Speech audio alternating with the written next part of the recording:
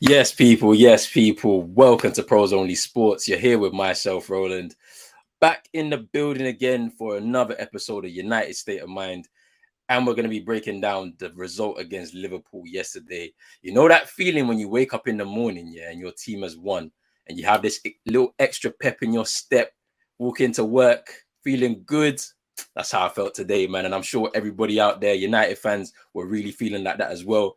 But before we break this game down, first and foremost, make sure you hit that like button, hit that subscribe button if you're new, hit the notification bell because we're going live so many times across the course of the season. So many different sports, basketball coming very very soon in October. Obviously, we had one big fight in terms of boxing on the weekend, but there's still a lot more before the year closes out as well. So make sure you're hitting that notification bell so you know when we go live.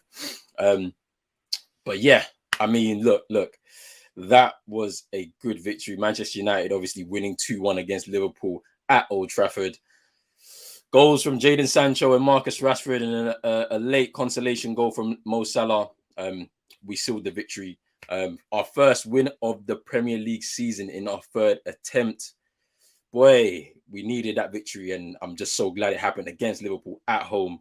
It's just, what more can you say? What more can you say, man? But look, I'm just going to break the game down in my little bits and pieces and give you my opinions and thoughts on what happened throughout the game and all the different things surrounding that. Now, I mean, before the game actually started, I'm not going to talk about the protests. So, put that to the side for a minute. Casemiro, obviously, deal agreed. I believe he signed, and that was kind of his official unveiling. Obviously, £70 million or 60 million plus 10 million add-ons. Um, a player who I feel was already on the list of the club last season. So I think it was just going to be a very difficult deal for United to do by taking Varane and Casemiro in the same summer. I don't think Real Madrid would have allowed it. So it's kind of like crept over into this summer. He's a player that obviously, at 30 years old, he's pretty much won everything he can win in club football.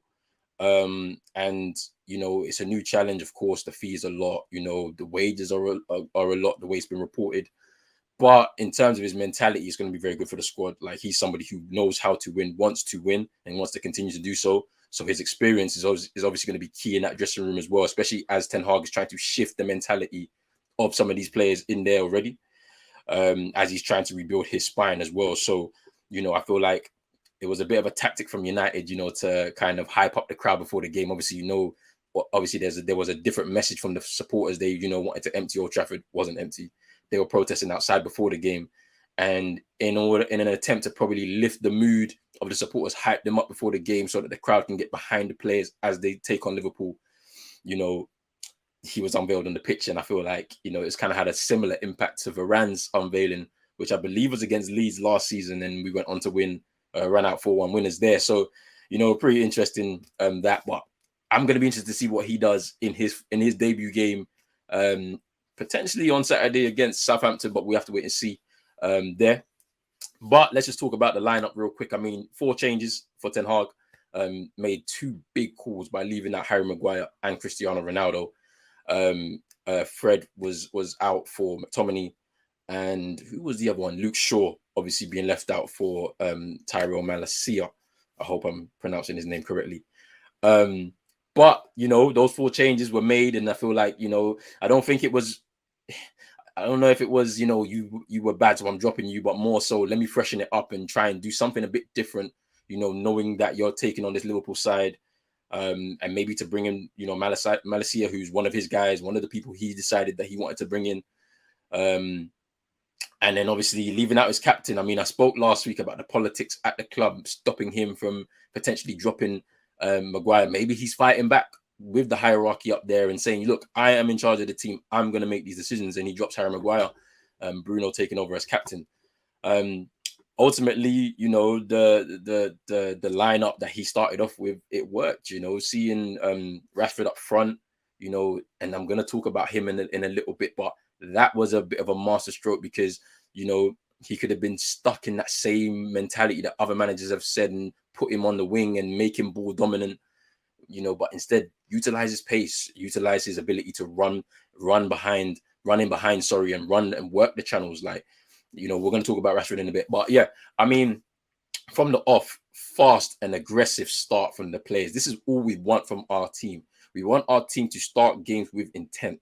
And that's what happened yesterday. We started off the game aggressive, fast, on the front foot, like pressing high, pushed up high. You saw at points, Rafael Varane, Lisandro Martinez were pushed up in midfield, literally just pushed up in midfield, really, really taking the game to Liverpool. And we just didn't let them settle. They couldn't get into a rhythm at all in that first half.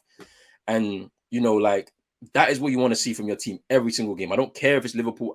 Like, it can be who else could we talk about in the league that's that's going to be relegation candidate like this season, whoever it's going to be. I don't care, top or bottom of the table, every single team we have to start like this from the for the foreseeable future, and it was just good to see that from the team, like, and obviously, like, a lot of us weren't expecting that. I wasn't expecting us to beat Liverpool yesterday. I was expecting it to be another kind of doom and gloom, maybe not as bad as the 5-0 last season, but how to pick yourself up off the floor from the defeat against Brentford, to be able to do that is great. And I feel like we're going to speak about Ten Hag's impact on that and the mentality shift there going into this game a little bit later. But I'm just gonna, obviously Sancho gets his goal. Great work from Elanga. I mean, I don't like the fact that people were very, against him starting. At the end of the day, the reason why he gets into the side at this moment in time is because of his attitude. He's really working hard. Like he's not one of these young kids that he feels like he's made it because he's starting for Manchester United. I feel like he has pride for starting for Manchester United. I feel like he loves the game. Like, he wants to play as many games as possible, wants to learn as much as possible. And like, you can just see it, man. Like, at the end of the day, he had a big chance. He missed. He should have scored, but his head didn't drop. He continued and continued and continued. And, he got the assist for Jadon Sancho on the first goal, and great composure from Jadon Sancho as well on that first goal. Anybody else probably in that position would have shot and would have got blocked, but he decided to chop back, drops Milner on the floor, and just slots it home. And it's a good finish, and there's been a lot said about Jadon Sancho and his contributions, but he scored in big games for Man United, like, since he's come to the club, and he just needs to get himself into a rhythm, understand, the tactics that he has to employ on behalf of the manager, and he will come good. He will continue to contribute in games, assists and goals, just like we saw him at Dortmund, And obviously, it was great of Ten Hag to pull Elanga off at half time. Not to say that he had a bad performance, but to say, look, you're not going to just play it 90 minutes. You worked hard, you did well, but I'm gonna give you minutes here and there to try and give you a bit of experience here and there, because you're 20 years old, I believe he is. You shouldn't be starting every game for Manchester United. We need to ease you in to the so that you're not in the firing line, so there's not a lot of pressure on you. Do you know what I mean? And so that's also good from Ten Hag, to just managing his squad, managing their mental side as well, because like, it could be overwhelming for a young player to just come in against Liverpool and then like, be expected to do something, especially as a forward player. Do you know what I mean? So that's pretty interesting there. But yeah, and then obviously we get the second goal from Rashford in the second half. And it's basically at that point we're basically on the break, and as I said, that ability to run into the channels, to run in behind defenders, and he was giving Trent a lot of issues, because he was starting off centrally, drifting out left, into more of his favored kind of role on the pitch, and it was causing Trent so many issues in behind of him. There was a foul that he committed on Rashford very early on in the game, and once again he's just kind of caught napping as he's running in behind. A bit of slice of luck, VAR says onside, could have been off, if it was if maybe we didn't have VAR and the refs and the linesmen were able to flag and just make the decision like how it used to be back in the day. But I feel like, you have to give the benefit to the attacker, and they really did. And Rashford scores the goal.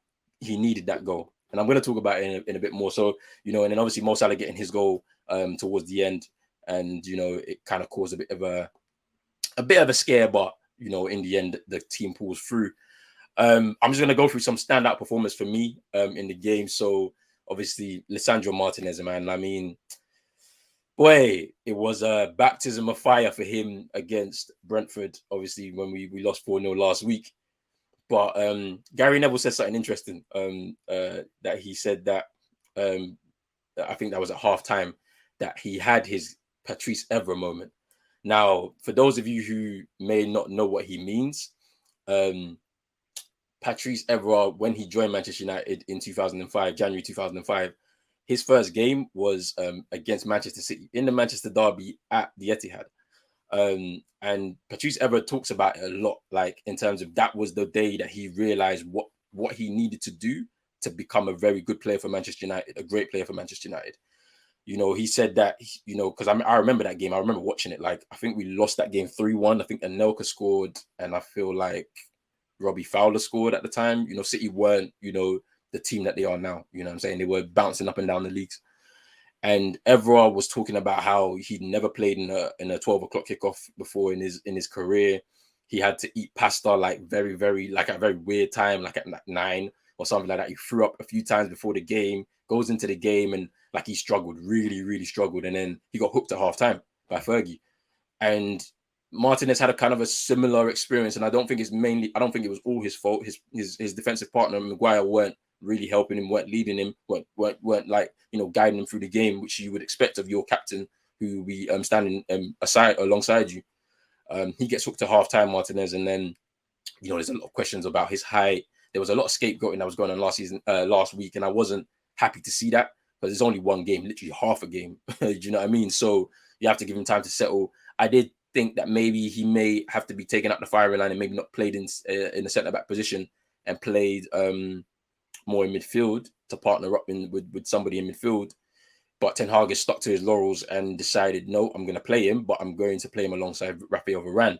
And you can already see that the partnership that they're kind of making together, like just literally one is aggressive on the front foot, the other one's a bit more elegant, will sweep up in behind. And it's just great to see that he was able to overcome that. I feel like to a certain extent, like he loves these kind of games, these kind of moments. He loves to tackle. You know, they call him the butcher. The butcher's coming. You know what I'm saying? And it's like we saw that yesterday, man. He was really just everywhere, intercepting. He didn't even really need to, you know, he didn't really get he didn't really put a foot wrong, to be honest with you. Like, you know, like he was always there intercepting. His positioning is great. Like his anticipation is great. Like, you know, and I don't feel like he's going to struggle as much, especially if we play on the front foot like how we did yesterday. So it's going to be interesting to see how he adapts when there's going to be different types of threats to him in the league against different teams. So against Liverpool, you're not going to have an aerial threat like you would have against a Brentford. So I want to see how he adapts to that, you know. So against Southampton, you've got Che Adams, who is a strong, aggressive forward. How is he going to adapt to that in the next game if he plays? I mean, I would hope and assume he plays. So let's see how that works. And I mean, I was very skeptical about the Argentinian signing. We haven't had the best, you know, history with Argentinian signings as well. It's my last point on the Martinez shout out. But you know, like, you know, when you look at Sebastian Veron, Gabriel Heinze, Di Maria, Rojo, and now he's the 5th Argentinian signing for Manchester United. Like, there's been a mixed bag, man. Like, we haven't had, you know, there's been, you know, a little bit of success, a little bit of some disappointment, you know what I mean? And I'm hoping that he ends up becoming the best out of the bunch of the ones that have come from his country to the club. And yeah, like I feel like he's overcome that first hurdle of, you know, that baptism of fire. And I think he also realizes within himself what he needs to do to make it in the Premier League. But yeah, moving on. So Malacia, man, comes in at left back to replace Luke Shaw. Another big call by Ten Hag to put him in his full debut against our biggest rivals, essentially in the league, in Liverpool. And yeah, he looks a very intelligent player for me. I mean, he's got the great balance that you need from a modern fullback that knows how to defend and attack. And for me, I just kept seeing his brain ticking at different points during the game, knowing when to make the right runs on beyond his attacker, knowing what passes to make. Like, he was just, you know what I'm saying? Like, you can see he was just learning on the pitch all the time, and it's great to see that he had that enthusiasm to go in for the tackles. You know, sometimes he would be a bit rash, maybe a bit too eager to win the ball back, so maybe he'd be caught out a little bit. And I think that's going to come with time. He's going to learn a bit more But to be, 23 years old, to make your full debut at home, rowdy crowd against your rivals, like to come out with a performance like that, it's amazing to see. And to be honest with you, he's going to give Luke Shaw a run for his money. I didn't think that Malacia would actually, get this opportunity so early. I thought Luke Shaw, as long as he's fit, would be the starting left back. And obviously, we know the politics surrounding his inclusion in the side at times. But it's going to be a long road for Luke Shaw to come back into. Malacia, I'm waiting to see what more he can offer as well. Because on the attacking side, I feel like there's a lot more that he can offer to getting beyond and putting crosses into the box for whoever's going to be in there in the middle. But yeah, he's another standout performer for me. Eriksen, you got to shout him out, man. Like, he kept that midfield ticking. Like, and I feel like if there are no more midfield signings, I know there's the rumors of De Jong. We're pushing hard in this like final week in the transfer window. He could be very key to our midfield, especially trying to strike up that balance when he's partnered up potentially with Casemiro. But yesterday, like, he was everywhere. Like, he literally, like, he's showing signs of maybe going back to his best when we saw him in his heyday, really at Spurs. I did say last week that we may have to utilize him a little bit more and maybe not be so over reliant on him. But honestly, like, he just had a great game, and he didn't put a foot wrong. Like, kept the ball very well, kept us ticking, kept the attacks going. Like, was getting involved in the final third as well when he was pushing forward.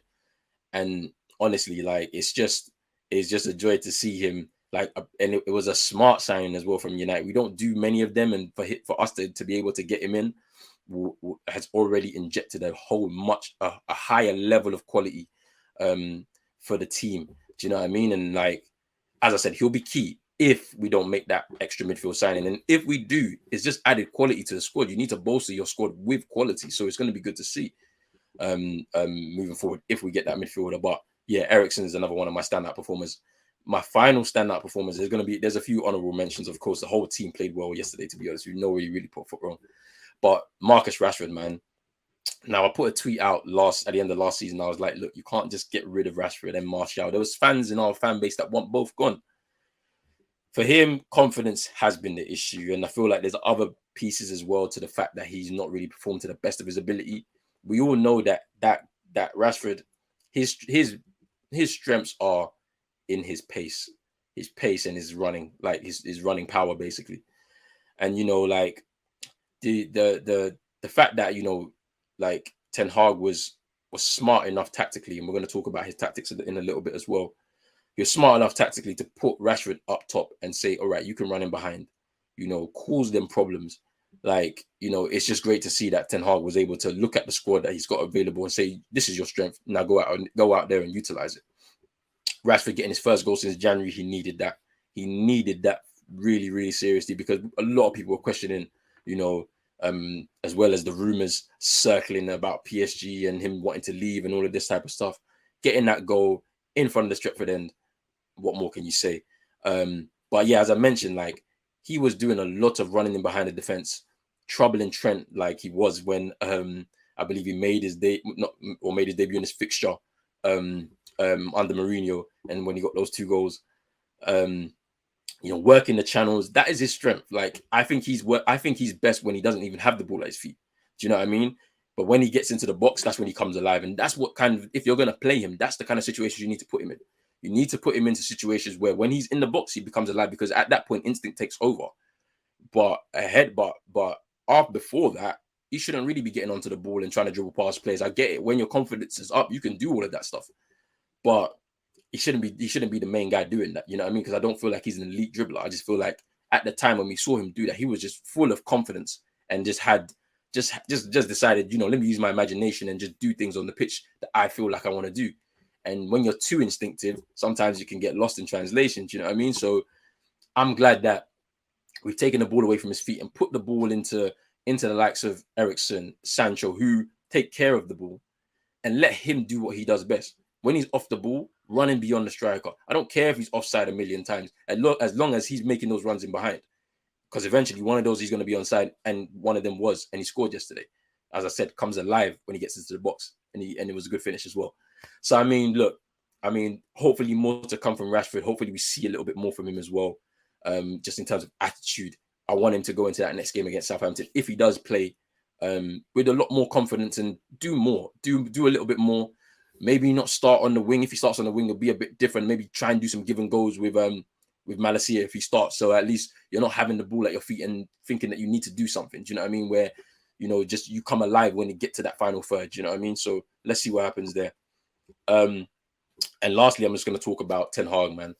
I mean, a lot of question marks over him, especially with some of the decisions that he made against Brentford. The team, obviously, with the battering that you take, obviously that takes a mental toll as well. Some of the players start questioning themselves. And Ten Hag, you know, it shows like how good he must be with man management, because they came out there and, you know, he turned around the feeling in the camp in 9 days, like 9 days between Brentford and that game yesterday. And he turned the feeling around the camp, like, you know, on its head. Like, comes out, you know, confident, like with his team selection, knows the choices he wants to make. He said, I'm going to be bold, I'm going to do this, and this is what I'm going to stick to. And, you know, when you look at like how he played the game, like, you know, emotions in those kind of fixtures can take over some players. But I didn't see that at any point, really, like where we lost our heads. And this is something that we've been questioning of this team for a while. Like, mentally, are they all there? You know, like, I feel like Ten Hag's been able to get them to calm down and play the game, play the best game that they can play. And, you know, I feel like, you know, he's been able to be tactically astute. I mean, obviously, you know, with the Rashford up front situation where he knows there's weaknesses in that Liverpool back line. They don't like when people are running in behind them. You know, that midfield for Liverpool, not strong, you know, because they have a lot of injuries. Obviously, Thiago injured, Fabinho didn't start, he came on. Like, you know, being able to take advantage of that midfield with a bit of physicality, but with a bit of finesse as well with Eriksen in there. And ultimately, his tactics paid off, his choices paid off. And that's a big win for him too, because there would have been a lot of people questioning him. And you already know, you get a few idiots that will question him only 3 games in. You know, like, at the end of the day, he hasn't got his players. And I feel like now Ten Hag is looking forward to strengthening the rest of this squad. You know, with there's talk of Anthony, Gakpo, and De Jong potentially coming in. And that now effectively addresses his spine. And I think another keeper may be coming in too. I don't know if there'll be a right back in there, but let's see. And, you know, for Ten Hag to be able to turn the camp around in 9 days, it's testament to him, man. Like, and his methods in terms of, you know, just keeping people's spirits up, because that's going to be as important as anything, because they're going to get knocked down a few times this season, but they have to be able to respond, and they did respond yesterday. So, you know, great from Ten Hag, and I'm glad to see that, you know, he feels happy with what happened yesterday, and it's going to be interesting to see what happens in the next game against Southampton, because that is coming thick and fast. Saturday, I believe it's a 12:30 kickoff. Can the team respond again? Can they continue this kind of fast, energetic start against Southampton, who you know are going to be up for it, full stadium at St Mary's? And this is where the team has always faltered in previous seasons, where we have a big win like this and then we go and lose or draw in the game. We don't play with the same level of intensity, and that's going to be on Ten Hag to drill that into them. Keep up the same intensity in this game against Southampton. It's as big as the Liverpool game at the end of the day, because you need to win again. You need to put together a run of wins so that we can climb up the table. So, I mean, look, great win yesterday. Obviously, you know, there's so much more of the season to come, and there's so much more to cover as well. But I just wanted to give a quick match reaction to this game. And yeah, catch me next time, people. Make sure you're hitting that like button, hit that subscribe button as well if you're new. Hit that notification bell as well. And I'm thank you for the support. Make sure you hit the comments as well. I want to hear what you have to say. And we'll be back soon. Peace.